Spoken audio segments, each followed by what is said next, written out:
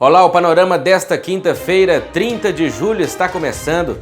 Confira agora os destaques desta edição. No Giro de Notícias, ministra da Agricultura fala sobre parceria firmada com a ONU Mulheres Brasil.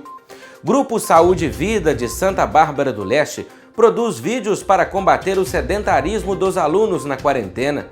Casu, Hospital Irmã Denise, esclarece sobre falsa informação de fraude que circula pela internet. Você vai ver também: projeto de auxílio emergencial para agricultor familiar tramita no Senado. Hoje é dia do nosso quadro sobre saúde mental com a psicóloga Eleonora Carvalho. E ainda, pesquisadores desenvolvem exame de sangue capaz de detectar diferentes tipos de câncer de forma precoce. Essas e outras notícias agora no Panorama. Segundo dados do Ministério da Agricultura, Pecuária e Abastecimento, 33% dos trabalhadores do campo são mulheres. E para reconhecer a importância dessas produtoras, foi firmada uma parceria com a ONU Mulheres Brasil. A ministra Tereza Cristina falou sobre o assunto. É a valorização das mulheres produtoras rurais, que nós temos aí no Brasil todo.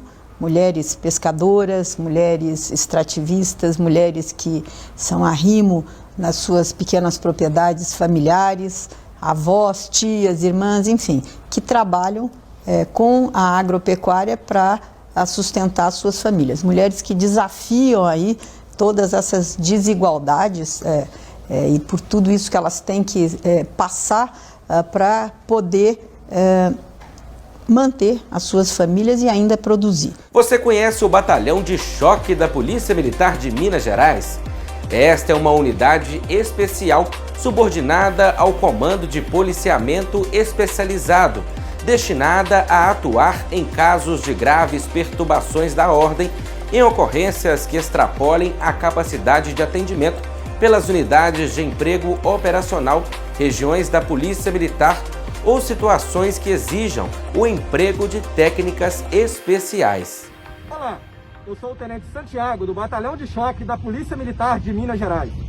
O Batalhão de Choque está situado na Avenida Amazonas, no Complexo da Gameleira, em Belo Horizonte. Somos uma unidade operacional especializada no controle de distúrbios e restabelecimento da ordem pública. Nós atuamos em todo o estado de Minas Gerais, no combate à criminalidade violenta, policiamento em grandes eventos e apoio às demais unidades da Polícia Militar. Polícia Militar de Minas Gerais, 245 anos, nossa profissão, sua vida. Tchau!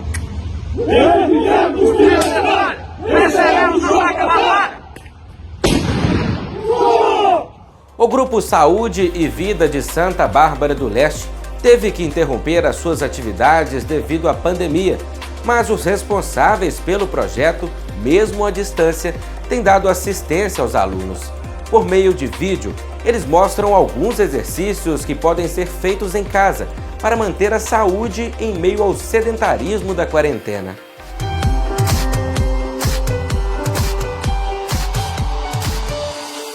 Olá, eu sou Lidiane, sou fisioterapeuta do NASF e junto com a equipe de Saúde da Família do município de Santa Bárbara do Leste, estou aqui hoje devido à pandemia do novo coronavírus, que junto com a gravidade da doença Covid-19, fez com que a Organização Mundial da Saúde nos orientasse a ficarmos em casa para o controle do vírus. Mas é importante dar continuidade aos exercícios físicos que antes eram feitos em nossos grupos para ter saúde física e mental nesse enfrentamento de pandemia. Hoje, nós estamos aqui com o educador físico Francisco, que vai nos demonstrar como fazer uma aula de exercícios físicos em casa. E vai subir só aqui, ó. Isso, pode, Fabrícia, isso. Voltando. Isso, então vai embora, isso aí.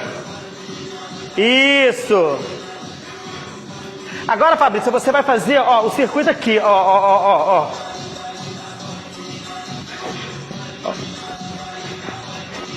E voltando, Fabrício, vamos lá, isso.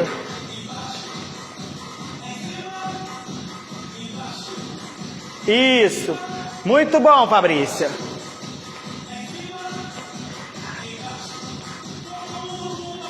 Isso.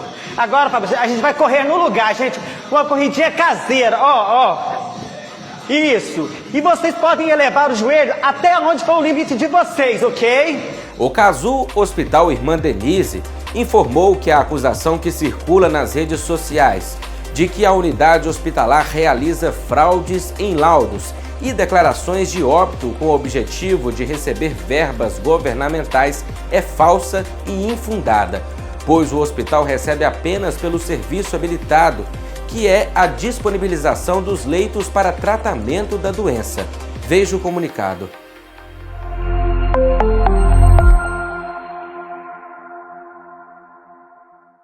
O Casu Hospital Irmã Denise segue rigorosamente todos os protocolos exigidos pelas instâncias superiores de saúde, estaduais e federais.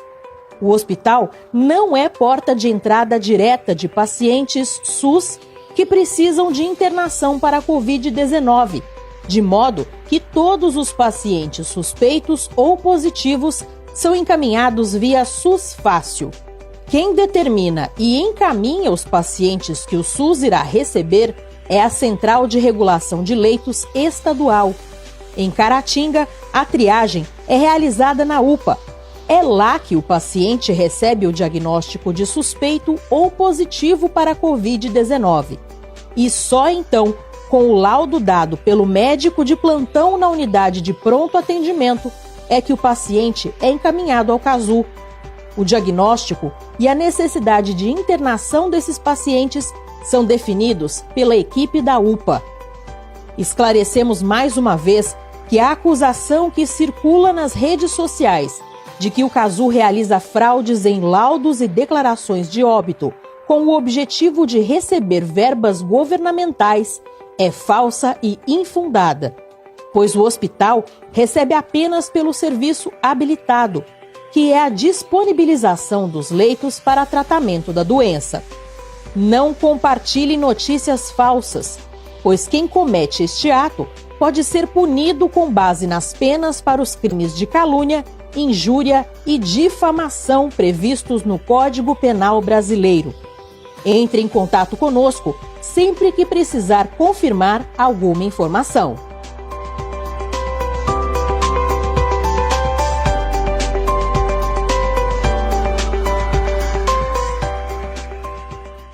Está em tramitação no Congresso Nacional um projeto de criação de um auxílio emergencial para a agricultura familiar.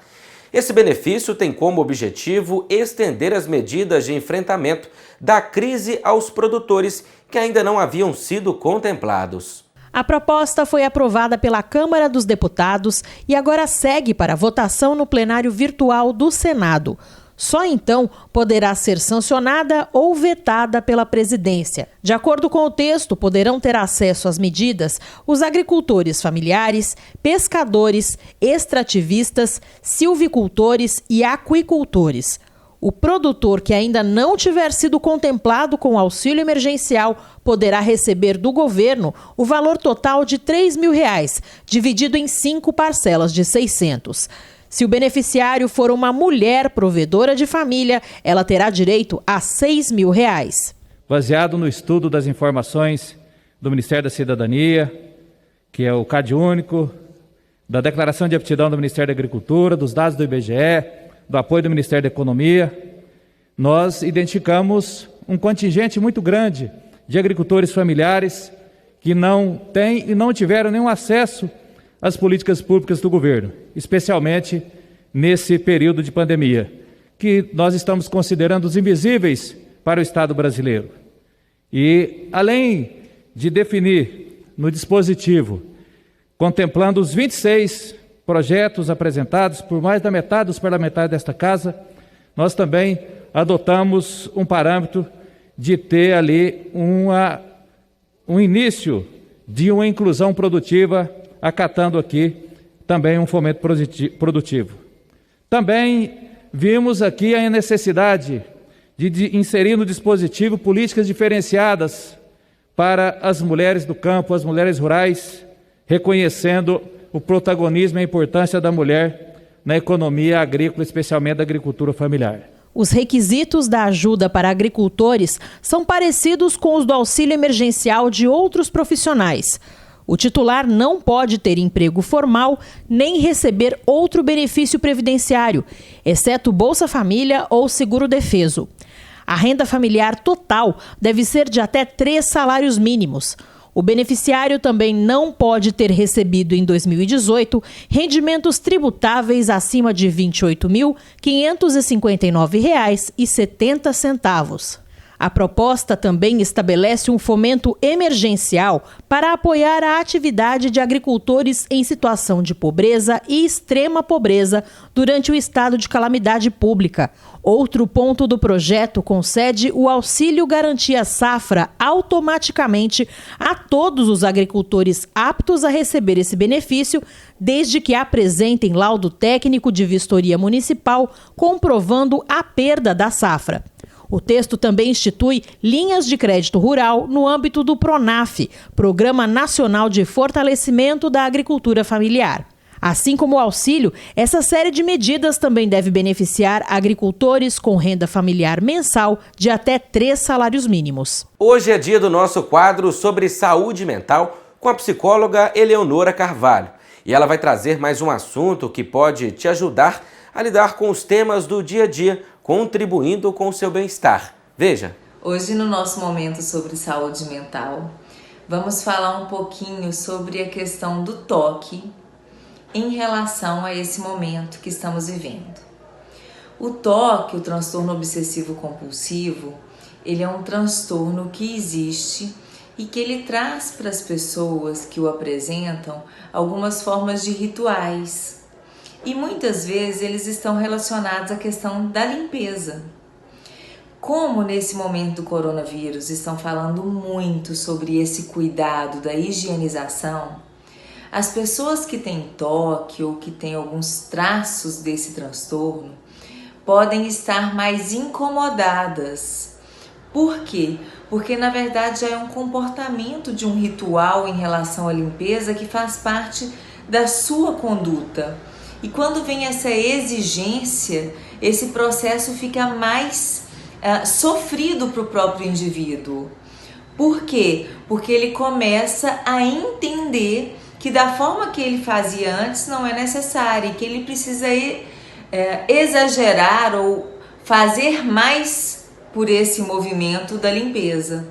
E essa hiperhigienização traz sofrimentos tanto para o próprio indivíduo que tem esse comportamento, quanto como para as pessoas que convivem com ele. É necessário entendermos que as orientações que recebemos dos órgãos responsáveis pelos estudos em relação a essa doença, elas são importantes serem seguidas, mas que muitos sites, muitas orientações, elas não têm uma fundamentação que nos vão dar sustentabilidade. E se você está sofrendo com essas questões de uma forma muito intensa e que isso está trazendo um movimento muito excessivo em relação à limpeza, que está trazendo um desgaste tanto para você quanto para sua família, é importante que você busque orientações dos órgãos responsáveis que sabem o que é mais importante. E se o sofrimento continua muito intenso, a gente tem que entender que se ele é representado por um excesso de limpeza, muitas vezes existe alguma coisa por trás dele que traz incômodo também. E aí pode ser importante ou pode ser um momento, como nós já falamos em outros vídeos, de procurar uma ajuda de um profissional da psicologia, um profissional especializado. Vamos conferir agora as ofertas de emprego no quadro Oportunidades. Assistente administrativo com experiência em departamento financeiro e ensino superior completo. Assistente de serviço de contabilidade. É necessário ter experiência em contabilidade e ensino superior completo. Auxiliar financeiro com experiência em departamento financeiro e ensino médio completo. Babá com experiência. Balconista de padaria com experiência. Contínuo com experiência, ensino médio completo, carteira de habilitação A e moto. Empregado doméstico nos serviços gerais com experiência. Estoquista com experiência e carteira de habilitação AB. Mecânico de motocicletas com experiência. Motorista de caminhão para rotas regionais e internacionais, com carteira de habilitação C ou D. Motorista entregador com carteira de habilitação AB. Motorista entregador com disponibilidade para serviço pesado. É necessário também ter carteira de habilitação D, experiência e ensino fundamental completo. Oficial de serviços gerais na manutenção de edificações. É necessário conhecimento básico de serviços de pintura, encanamento e parte elétrica. Operador de empilhadeira com experiência, carteira de habilitação B e curso de formação. Recepcionista atendente com experiência, ensino médio completo e conhecimentos básicos de informática. Vendedor externo em Caratinga e região, com experiência em vendas, carteira de habilitação B e carro próprio.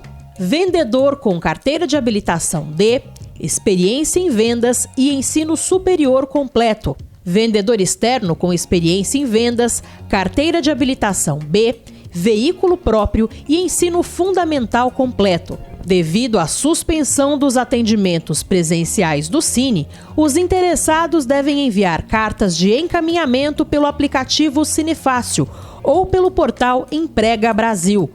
O endereço é empregabrasil.mte.gov.br.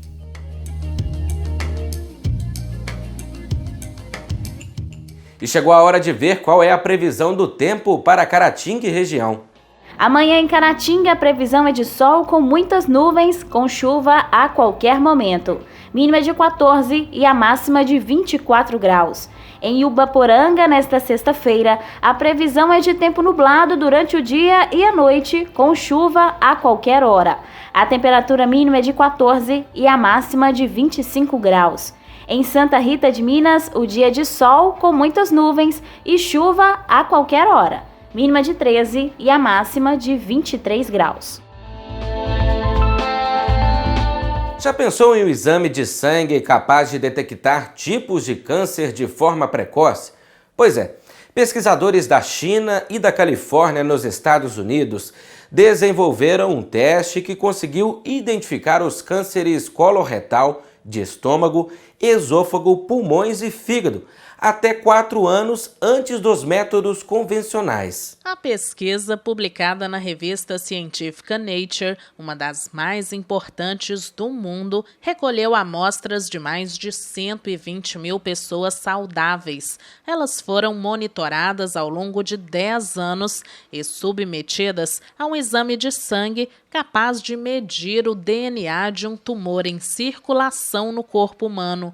O exame mostrou eficácia em detectar 5 tipos de câncer: no estômago, esôfago, fígado, colo retal e nos pulmões. Segundo a publicação, o teste conseguiu detectar câncer em 95% de pessoas assintomáticas que acabaram sendo diagnosticadas com a doença anos mais tarde. Segundo os pesquisadores, os resultados do estudo mostram que o teste é capaz de detectar o câncer de maneira não invasiva até 4 anos antes do atual padrão de atendimento, o que poderia reduzir e muito a mortalidade pela doença no mundo todo.